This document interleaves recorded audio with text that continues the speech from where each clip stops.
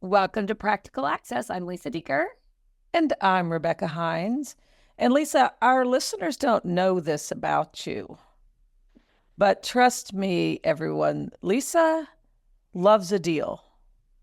Lisa loves to shop and she loves a deal. So today's guest is perfect because he's bringing something that all of us can use for free. Lisa, what do we have?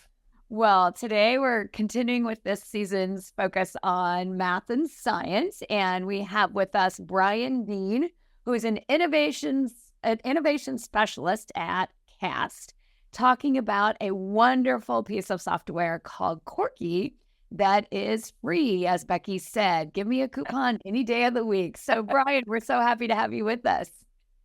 Well, thank you. Thank you for the invite and the intro. And I have to tell you, Lisa, if you want to talk later, I got a bridge that I'm trying to unload. And if you've got, you've got some extra change right around in your pocket, you may be the owner of a bridge from here to Canada. That's up to you. Well, Becky will tell you I like a deal, but I'm very frugal and I'm pretty savvy. So we'll see. It is true, Bryan. Well, then this may not be the deal for you. I'm looking for investors who have more money than sense. So anyway, well, we're thrilled you're with us. And so, Bryan, do you want to start off by giving us just a little bit of what is Corgi? Sounds like a beautiful dog, but we know it's much more exciting than that too. Well, it is a beautiful dog, and it is our mascot. But Corgi, which you can find at corgi.cast.org, is actually a set of graphic organizers, digital graphic organizers, built on a Google platform. So they are shareable. They are you can co-edit those as you are working, and they are collaborative. And we kind of based the routines that we have. So we have several routines, which I'm sure we'll get into, but we've based those on the Sims project out of KU. So we put them together and we put in some supports for accessibility and some built-in UDL supports, and we unleashed it. Let it go. It's out there. It's out there. Mm-hmm. Well, Bryan, one of the things about Corgi, I know that listen, I'm a huge graphic organizer fan. I hope all of our listeners are. It's probably the best tool, for all students, just as a really nice anchor to every lesson. But there's, you provide a guide on Corgi, so everybody's not just scrambling to figure out exactly what to do. Can you give us a little overview of like that guide and the intention behind that guide so that everyone can get what they need out of their graphic organizer? Yeah, well, so let's actually take a step back and look at the design problem, if we could, around that kind of inspired Corgi. So I love graphic organizers too. I think if you're in education, I taught secondary education for quite a few years, and I had taught in special education, and I taught with some unique students. I taught in juvenile correction systems, and so you get students coming in, and a lot of them have not really been able to visualize analytical thought. And oftentimes graphic organizers are great, but they are linear and they are static. There's not a lot that you can add to them. There's not a lot that you can, besides words, right? And if it's usually presented in like something like Microsoft Word or something like that, you might be able to add a picture, but there's formatting issues. So that was part of the design issue, is how do educators really get to see what students are thinking each step in a graphic organizer, especially one of the Sims, like, claim evidence reasoning or compare and contrast. How do students get to change that as their views change, right? So how can they go back, revisit their organizer, maybe edit it without having to tear everything apart? And then also, how do we as educators see our students as they think through those pieces, right? Oftentimes we have to interpret what has happened afterwards and say, well, maybe there was a problem in step 3 or step 4 or step 7 or whatever. But in this case, with a graphic organizer, with Corgi organizer, you can go in and you can see directly where the step started to fall apart or the reasoning started to fall apart and need some more scaffolding or some supports or whatever else. And so in our guide to get you started, it gives you that information. And like, this is how you can, here are some of the features that we have put in that you can add, such as teacher embedded instruction for each step of the organizer, which may be video, or it may be, might be a YouTube clip, it might be a diagram, might be an infographic, or just some words. And you can do that on each step when you then share it out with your students to kind of dive into. That guide will get you set up and get you running with Corgi, but it gives you like I said, some of those features, helps you understand the permissions that are being asked, because the permissions are probably one of the biggest hurdles sometimes with starting your Corgi account as an educator or in education, because we want to keep data private. And Google asks a lot of permissions, and they ask them in Googleese, as I like to say, which sometimes makes it hard to kind of distinguish what they are. So it kind of goes through how to set up those permissions and what those permissions are really asking for. Talks about teacher embedded instruction, talks about student interface, how to add multimedia to the questions that are being answered or asked. Tips around what essential questions are and how to kind of construct those for your students. So we don't just kind of stick to, here are the nuts and bolts of Corgi in our Get Started guides or our PL resources. We also talk about what is the pedagogy behind it, what is the instructional use of it, and how do we see students using it in multiple ways.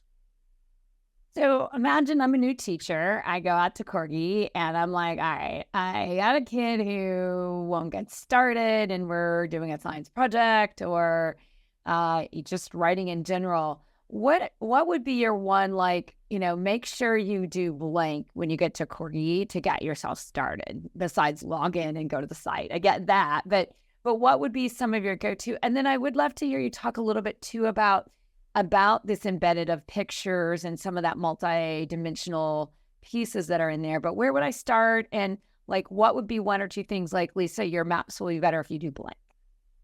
Right. Well, I will be honest with you. Google's kind of like Visa, right? It's everywhere you want to be, right? So you can jump in and you can decide, well, I want to see what a Corgi looks like, right? What does this Corgi guide look like for compare and contrast, let's say, or question exploration?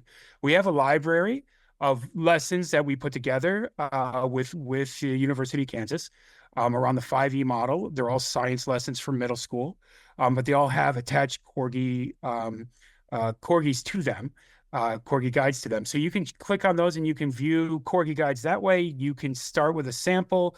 You can take a look at some of our PL information that we have, some of our PL resources that will give you a structured Corgi guide and how to use it with your students. If you have students that are having a hard time starting a Corgi guide, that's the beauty of that teacher embedded instruction. At every step within Corgi, there is a place when you sign in as a teacher that you can embed information, right? You can also fill out parts of the Corgi and then send that to your students. So if you want to use it as a guided notes tool, you definitely can. If you want to give them you want to give your students some more scaffolding and say, put in certain steps like possible or feasible answers, you can do that. If you want to give your students essential key terms for this lesson or this Corgi or whatever it may be, you can also add a key terms list that then students can add on as well. So we've really kind of designed it. Now this is my coining. It is a thermos technology. I like to call it thermos technology because the beauty of a thermos is that it doesn't matter if it's hot or cold. It doesn't care what it goes into it. It just knows to keep it hot and cold, right? So there's immense amount of flexibility in the simplicity of it. So with Corgi, there's immense amount of flexibility with the simplicity that we've designed it, with the outward simplicity that it shows. And I think that's actually one of the best parts of our UX is that it's very simple. And easy for students to grasp onto. With the classrooms that we have put it in, I will tell you, our students run away with it and show me new things all the time about it. So it's actually that's where I would suggest we got any way you want to fit in and get in, we got it for you. Great. So Bryan, so let me ask you for a specific example, if you could provide that for us. So let's say I'm a high school science teacher. How might I use this? You mentioned, that co-organizing is such a big piece of this, and I think that's a novel piece of it. Can you walk that through if I'm a science teacher and I'm thinking, yeah, I'd like to add more of this, but how does it look on the instructional side? Sure. So one of the things I love about Corgi is that it offers this opportunity for student collaboration. So you can have student groups conducting one Corgi and building it together, right? And then so what I would say, like, depending on what we're working with, let's say we're working with a compare and contrast, right? I would have the student, I would build an essential question, and I would put that essential question up on the board for students to kind of play off of and think about.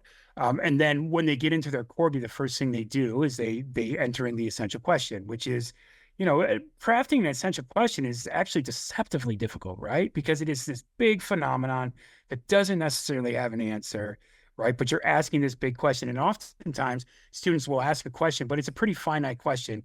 And it's building off of that finite question into building a larger essential question. So either I could help my students by starting out with an essential question, or I could have them put into Corgi a question that they want answered. And then from that, we can take a look at it first thing and we'd say, so is this an essential question without really an answer, but one that we can kind of get to?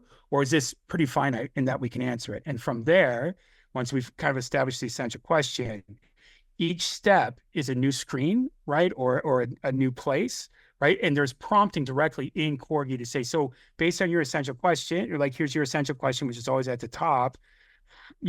What are the things that are comparative in this? Or what are the things that are contrasted? What traits are contrasted? What are the traits of A and what are the traits of B? And make the pairs that are comparative, then make the pairs that are contrasted in Y. And so you can watch your students do that directly. If you have a small group of students, you can watch that over time. You can see the revision history. And if they're working collaboratively, they can add and they can subtract on their own. And it creates this great kind of system for us evaluating our ideas and having our peers evaluate our ideas without it being in front of the entire class necessarily, because sometimes that anonymity is really important for students as well as they're building something because they're not sure or they're unsure. Does that kind of get at it, Rebecca? Or yes, yeah, just wanted more? Yeah, no. I wanted our listeners just to have an idea of where to go with this, and I think that especially using it as a student-to-student tool and people working together to build, and it's not just teacher and student as the co-organizers, I think is a great point. Yeah. Yeah. And my last question. Go ahead. Go ahead. Well, I just want to tell you one of my favorite features is how you share a Corgi. We've got it. We put it down so that you can share a Corgi as a PDF, right? You can print the thing out.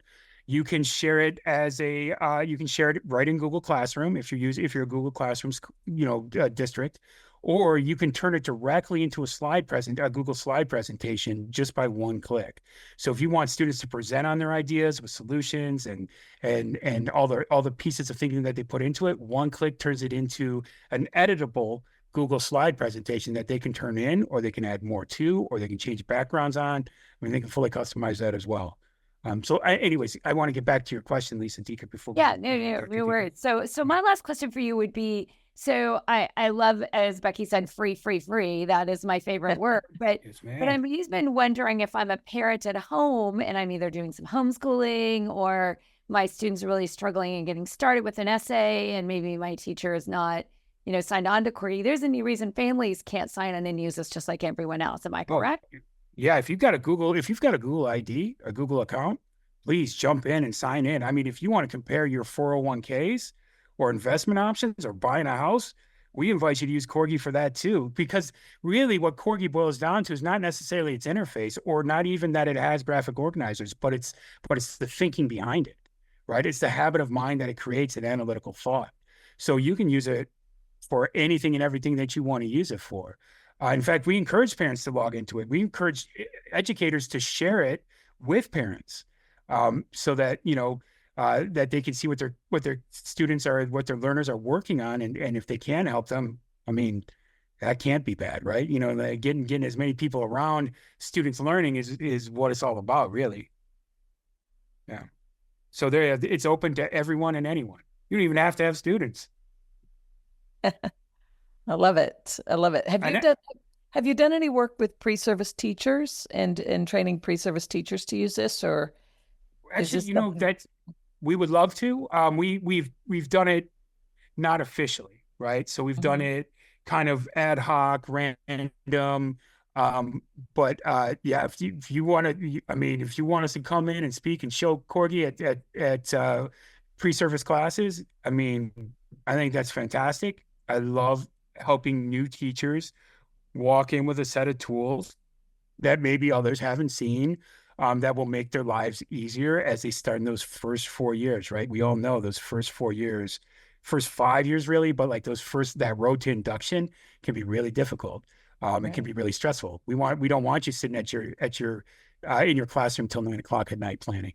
We want to help you get you out there and enjoy your life balance, Right. And Corgi, I think, is a tool that can help with that for sure. Perfect. Thank you. Yeah. Yeah. Well, thank you, Bryan. You don't lack any passion on the topic, and we really appreciate all the good work that you've done for the field. If you have further questions for us, please send us a tweet at Access Practical, or you can send us a question on our Facebook page. Thank you again, Bryan, for joining us today. It's great to have you. Absolutely. And hit us up at Corgi if you want to learn more directly from Corgi. Either hit me up at bdean@cast.org or hit us up at Corgi. Drop a message there, and we'll get to you. Right. Thank you so much.